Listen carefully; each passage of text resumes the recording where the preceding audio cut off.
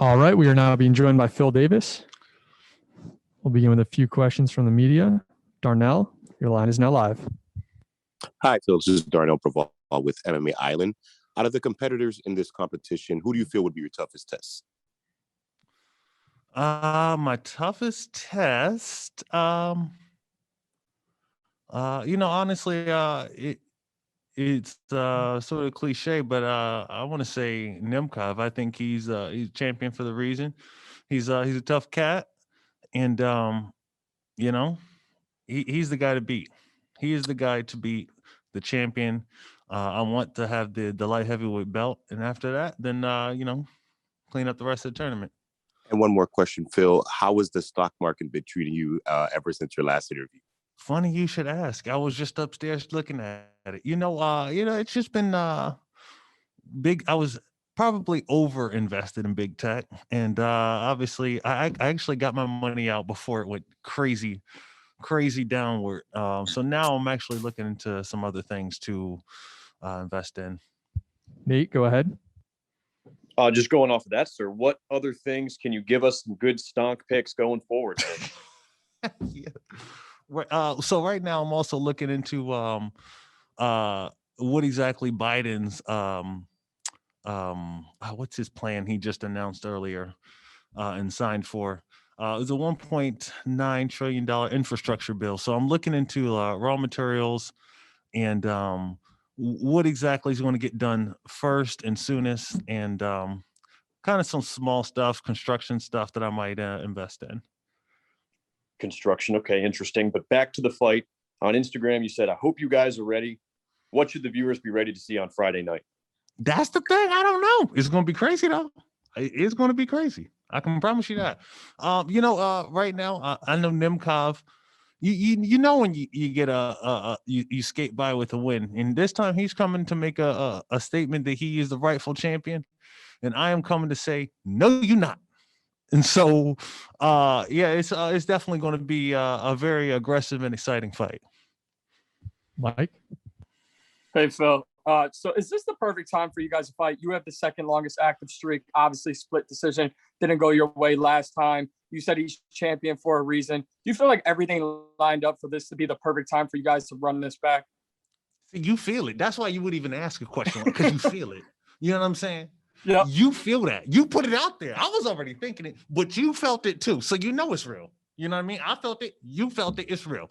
I look back at that loss and I'm like, hey, I never wish I would lose, but at the same time, I do feel like it adds a little bit more theatrics to this moment, and how sweet it will be to win the belt back from a very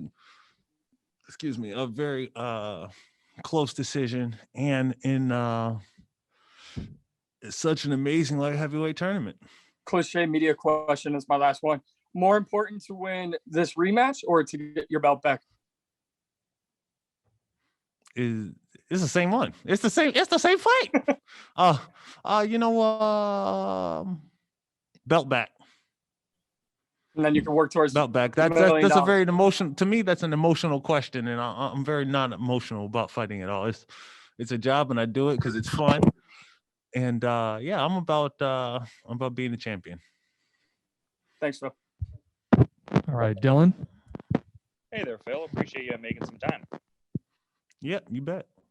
I just wanted to ask, with the dialogue of this being part of a Grand Prix, and I've talked to a couple of fighters who have captured both lineal championships and Grand Prix titles, and it seems like that Grand Prix title almost supersedes the divisional hardware in a certain regard. Is that a sentiment you share? Should you get the ideal outcome and end up winning this entire Grand Prix? Well, the last time I was in a light heavyweight tournament, that was more difficult than a 5-round fight. That's for sure. That's for certain.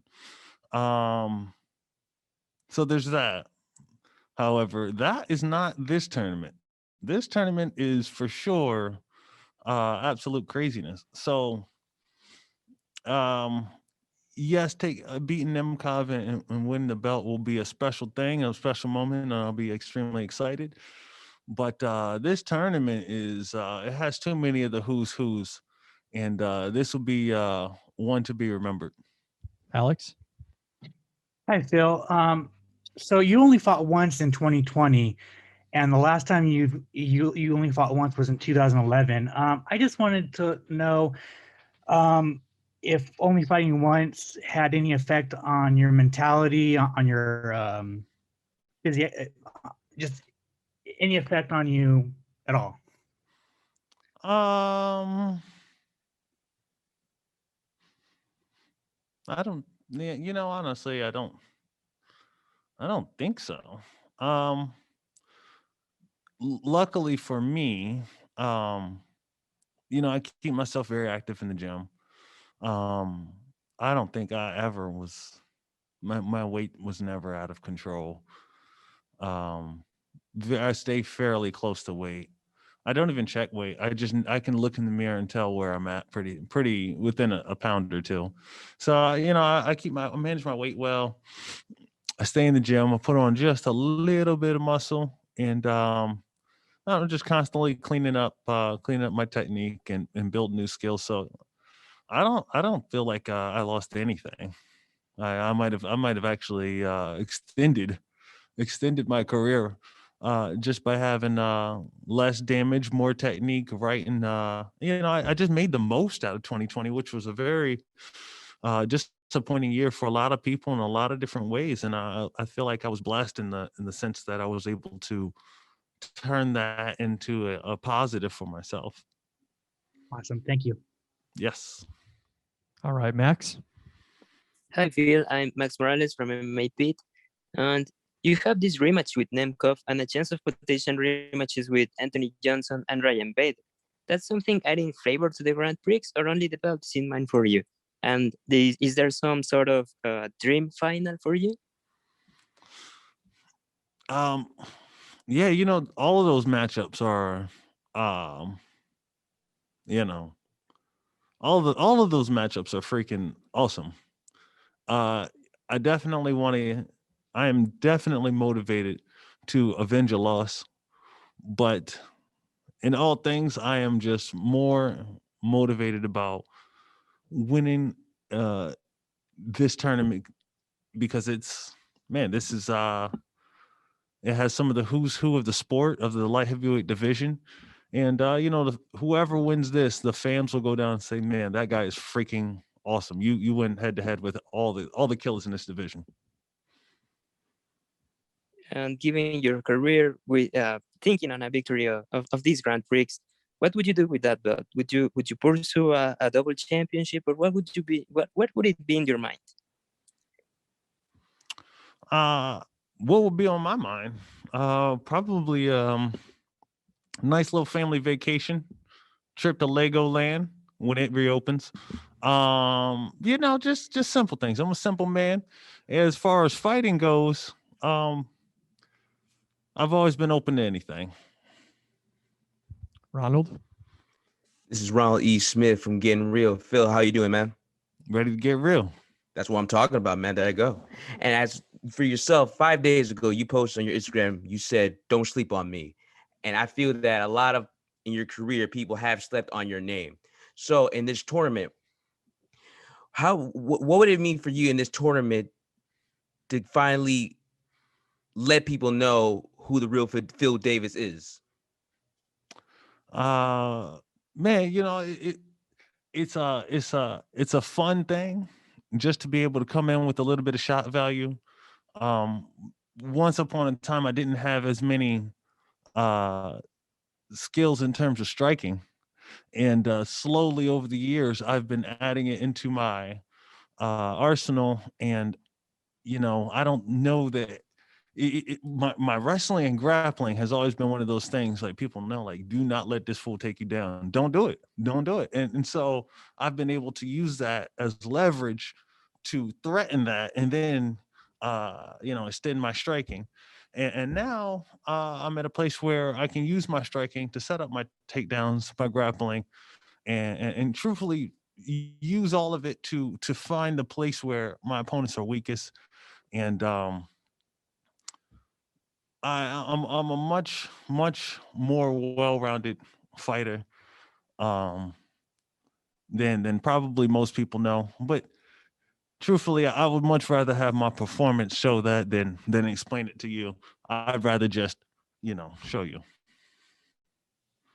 And when it was all said and done, what would it mean for you personally to win the title? To win the title, man, that's what you get in this game to do. That's what it's all about. That's the reason why. That's the why. Sam Oakley. Hi, Phil. Sam Oakley from MMA UK here. So you've mentioned in previous questions wanting to get that win back over Vadim Nemkov. I was wondering, that first fight factor into your mindset going into this weekend? Does it fuel your motivation that bit more to try and get this one back? Do you feel like you know him better and you have a better handle on him than you did when you went into the first fight? Or does that not really affect your mindset too much? I think it's a mistake to think that you know a guy or think you know what he's going to do or think you know how he's thinking. I approach it almost as a brand new fighter, brand new fight. Because it keeps me from falling into the trap of underestimating him or thinking maybe he didn't improve here or he didn't improve there. No, I have a limited knowledge of what you like to do and what I think your plan of attack will be. And my job is just to come at you with a blank slate and take in, because especially with rematches, they tend to be completely different from the first ones a lot of times.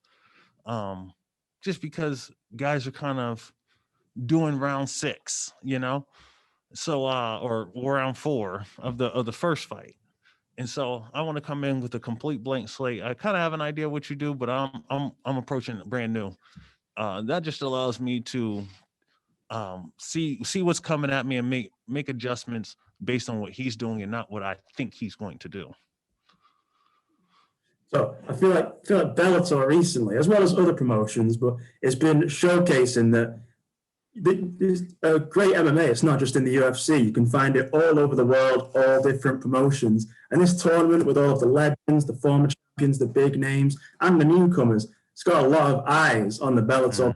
Mm-hmm. Might not be there otherwise. So I just wanted to give your thoughts on like do you feel some sort of obligation to showcase the Bellator brand and show people who may normally only watch the UFC that, hey, elite world-class MMA can be found in promotions all over the world? Oh, absolutely. I'm always down to rep my team. I rep the Bellator banner. This is my family. And yeah, absolutely. We have some of the best fighters in the world. Definitely the best light heavyweight division. This is the best light heavyweight tournament ever. All right, last one here. Go ahead, Will. Hey, Phil. You've had a amazing career so far, and it seems like in Bellator, the judges just haven't been very nice to you, and you've come out on the wrong end of 3 out of 4 split decisions, and a couple of them, the media thought that you did win. What can we expect to see out of you in the tournament to keep these judges from screwing you over again? Yeah, no, I don't really blame the judges. I never do. Judges got a tough job, man. They take a lot of punches and they can't throw any. They got a tough job. I think it's up to me to end it in regulation or make such a one-sided fight that pretty much everybody knows who won. All right, thanks for the time, Phil. Thank you, everybody.